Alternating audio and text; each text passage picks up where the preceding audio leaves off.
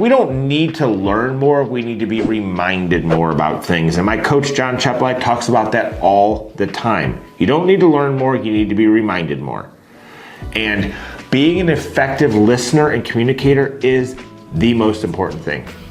If you are not truly listening to what the client has to say, if you're more concerned about getting a commission and about satisfying your own needs, you're never going to fully engage with the client. They will know. You will have what they call commission breath. You will be very surface level. They will not feel connected to you. So your goal should be to get connected. Almost like in that weird way, like when you meet somebody, like the way Mo's looking at me right now through the camera, we have a connection. He now knows me and knows how to push buttons with me and get me to do certain things. That's the kind of connection you want with your client. You want to feel like you're on the same page. You're their partner, not in a weird partner way, but you're your partner with them on this journey. Right? You want to understand 100% without a shadow of a doubt what type of home they're looking for. If you can't say that about your client, then you haven't asked enough questions, you haven't done a deep enough buyer consultation, and honestly, you don't care enough about the client.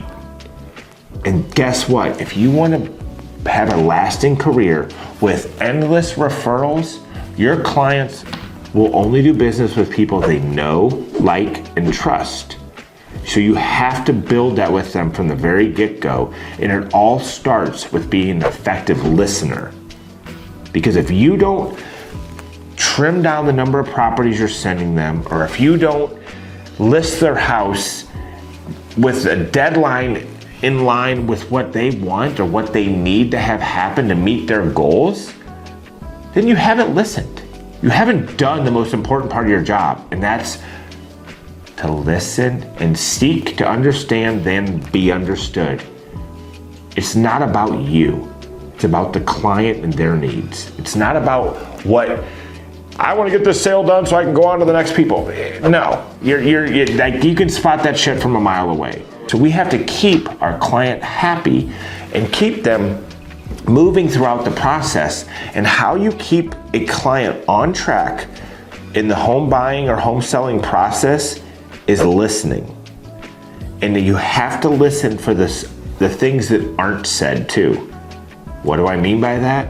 The subtleties. You've got to watch body language, because people can say a lot without saying anything. So if you're at a showing and you're watching body language and they're kind of standoffish and kind of not being very open and receptive, and they're holding their arms like this, that is telling you no. This is telling you I'm open to what you have to say to me. People don't realize that. You must watch body language when you're communicating with another human, whether in sales or not. This is just a human interaction lesson for you right now, right? So you can take all the scripts, all the dialogue in the world, and great, you can use them on a client. But none of it's gonna matter if you're not an effective listener. So you have to learn to listen first before you can ever earn the right to speak, okay? And one of my mentors years ago told me, take the cotton out of your ears and stick it in your mouth, right? No more of this, more of this.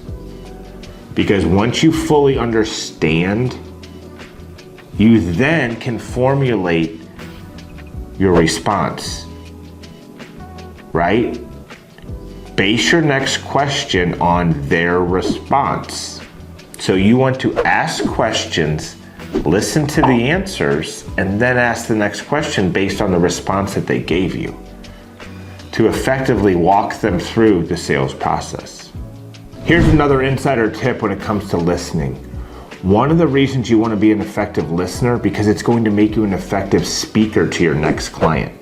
Because you will invariably discover patterns in what the buyers and sellers are telling you. It will help educate you to be able to basically offer that information on the front end next time. And then they look at you as the guru. What do I mean by that? If you listen to the questions and you go, well, geez, the last 4 clients I had all asked the same question. Well, guess what? Maybe you should lead the conversation with that answer before you start the next conversation. And then guess what? They go, oh, he said exactly what I was thinking before I even had to say it. He knew the answer to my question before I even asked it.